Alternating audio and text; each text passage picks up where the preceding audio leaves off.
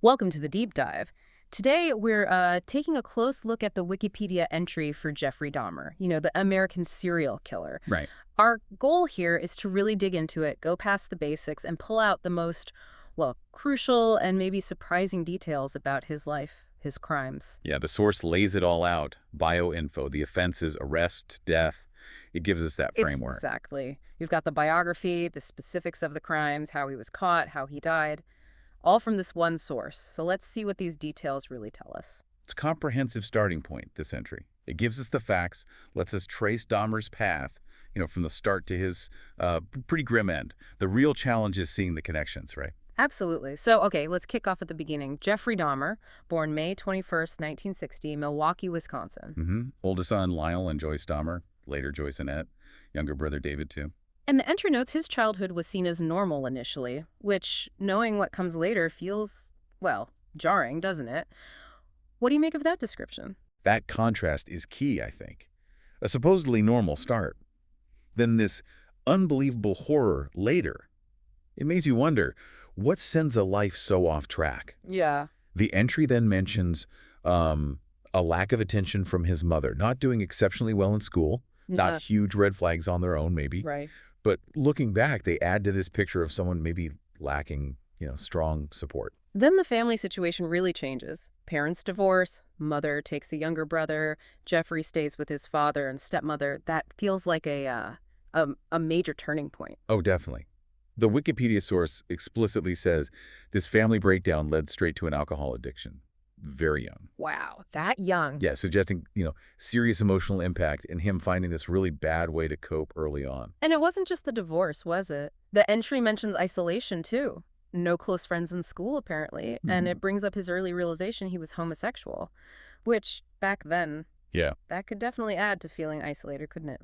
Exactly. The social climate at the time, it could absolutely make feelings of being different, an outsider, much worse. Yeah. You have to consider how that might have shaped his inner world. Okay, now here's a detail that's, it's deeply unsettling, even knowing the context. His early fascination with dissecting dead animals. Right, the ones he found on roads. Yeah, and it wasn't just looking. The entry says it was specifically to see what they looked like inside. What do we do with that piece of information? Well, some kids are curious about nature, sure. Yeah. But that level of focus on the internal stuff at that age, it could point to something deeper. A preoccupation, maybe? Preoccupation, yeah. Certainly takes on a disturbing feel when you know what happened later. Moving into his teens, the entry lists more struggles, the drinking continues, loneliness, gets kicked out of university. Then his father basically forces him into the army. Doesn't sound like a path to stability. No, probably just made things worse.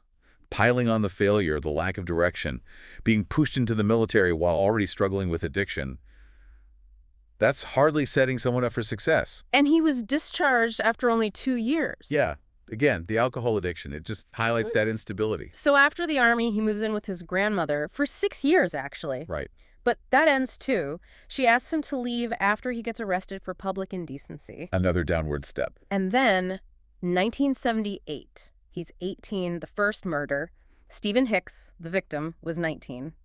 This is that terrifying leap, isn't it? It's a huge, stark turning point. Yeah. From, troubled young man to extreme violence. And the details are just chilling. Hicks was just looking for a ride. Just needed a ride to a rock festival. Dahmer lures him home, kills him.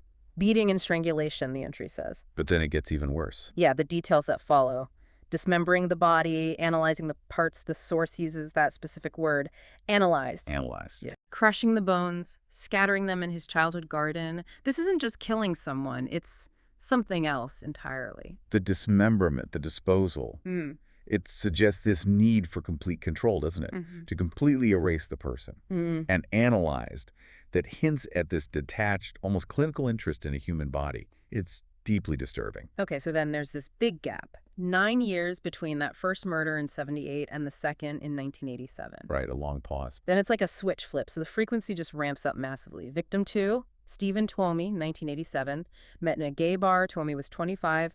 Dahmer's living with his grandmother then. And the entry highlights this shift, this obsession now with drugging victims, assaulting them while unconscious. What does that change in method suggest to you? Well, it could show an evolution in his desires, maybe, and how he wanted to fulfill them, using drugs, incapacitating them.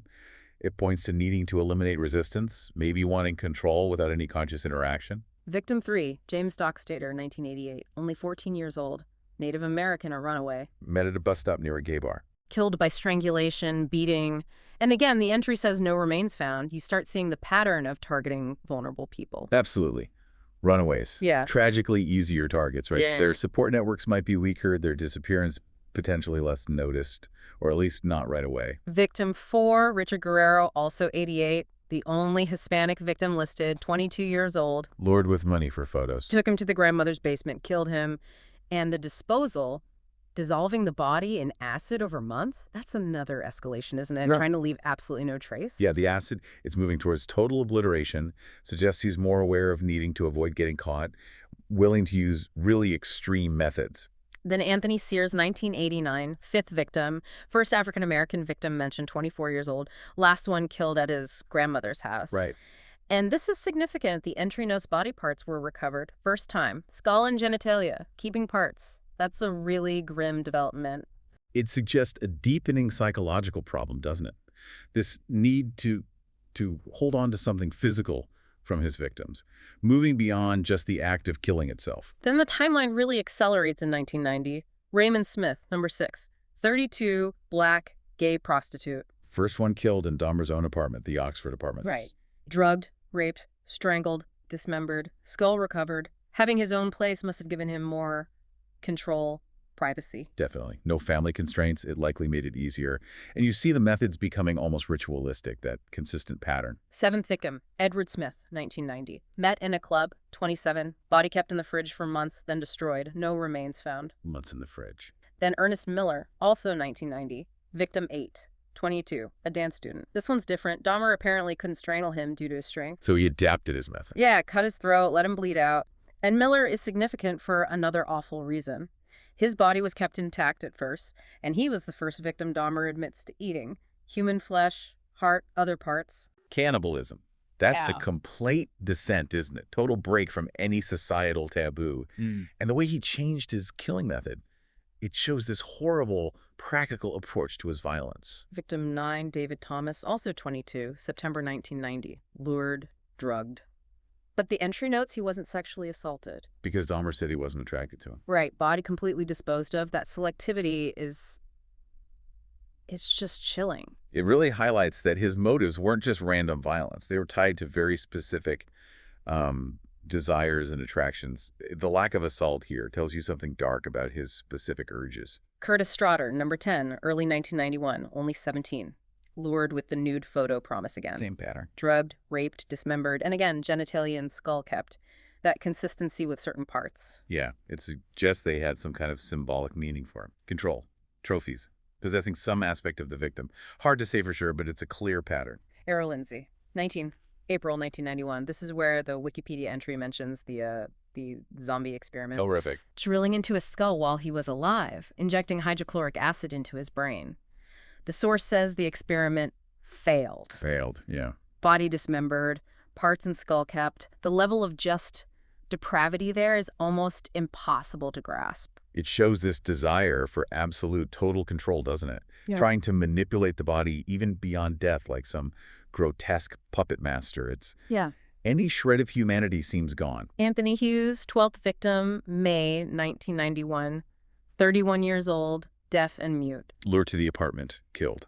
Body left for 3 days before dismemberment. His disabilities obviously made him extremely vulnerable. Yes, and that delay. Maybe a slight change in routine, or maybe something else was going on, but the end result was the same. Then we get to Connor X and the Somphone, also May 1991, just 14 years old. And the entry reminds us Dahmer had a previous conviction for molesting Connor X's older brother. Unbelievable. He drugged Connor X, injected acid into his head, but Connor X somehow regained consciousness. Managed to get out of the apartment. Yeah, collapsed outside. 3 women found him, called the police. Dahmer comes back, tells the police Connor X is 18, his boyfriend, they're having a fight. And the police let him take Connor X back inside, They handed him back over. where he was then dismembered. It's just a catastrophic failure on so many levels. Just deeply, deeply disturbing. Highlights potential biases, maybe a tragic failure to protect a child. It shows how system failures can let these horrors continue. Matt Turner, next victim, June 1991, 20 years old. Met him at a gay pride parade in Chicago. Convinced him to come back to Wisconsin. Killed him. Internal organs dissolved in acid. The place they met. A pride parade. Just adds another layer of awfulness. Preying on people in a space that should have felt safe, a community space. Chilling. Jerry Weinberger, 15th victim, July 1991, 23, Puerto Rican. This time Dahmer injected boiling water into his skull. He called that death extraordinary. Because Weinberger was the only one who died with his eyes open, apparently. Body kept for a week before dismemberment. The bizarre details he fixated on. It reveals such a distorted mind, doesn't it? Focusing on the grotesque, the unusual aspects of death. Also July 91, Oliver Lacey, 24, a bodybuilder. Drugged, strangled with a leather belt. His head and heart were found in Dahmer's fridge when he was arrested. Right. Stark, undeniable evidence. That discovery, finding those specific organs in his refrigerator, it's just a horrifying window into his reality, his pathology. And the final victim listed in the entry, Joseph Breithoft, also July 1991, 25 years old, father of 3 from Minnesota looking for work. Lured with the photo money offer again. Killed him, left his body in the bed for 2 days. His situation, just looking for work. It just highlights the vulnerability Dahmer exploited. Yeah, preying on people maybe in tough spots, more susceptible to being lured in. So the Wikipedia entry then covers the arrest. It all comes apart because of Tracy Edwards. July 22nd, 1991. Edwards managed to escape. Dahmer offered him $100 for photos, got him inside, handcuffed him. Edwards felt something was wrong. The smell, the stains. Right, he fought back. Struck Dahmer, ran out, flagged down police. It was Edwards' courage, his quick thinking that finally ended it. Absolutely pivotal. His escape, reporting it, that directly led to the police going in and finding everything. And when they went in, the dismembered bodies, those awful photos he took with his victims, the full horror was right there. Yeah, the photos provided undeniable proof, showed how meticulous and just disturbing his whole process was. Dahmer confessed to everything, led them to the remains, even said he deserved the death penalty. Which Wisconsin didn't have. Right. So, life sentence, 15 counts, over 900 years, handed down January 92. His confession, saying he deserved death. But it's complex, isn't it? Maybe acceptance, maybe a final bit of control over the story. Hard to know. And finally, the entry details his death in prison, November 28, 1994. Killed by another inmate, Christopher Scarver. Hit with an iron bar, fatal head injuries. Scarver apparently said God told him to do it. Dahmer didn't resist, and Scarver had no remorse. Just another chilling layer. Dahmer's end, Scarver's reasons. Yeah. It's all deeply unsettling. So, stepping back from this deep dive into the Wikipedia entry, we've charted this truly horrific path. Troubled start, the slide into unimaginable violence, those specific awful patterns, the importance of Tracy Edwards, the violent end. The sheer amount of detail here, disturbing as it is, paints such a grim, comprehensive picture. What really stands out to you now, having gone through it all? For me, beyond the sheer cruelty of the acts themselves, it's the Conarac synthesome phone case. It just screams systemic failure, societal bias, perhaps. Yeah. The fact that police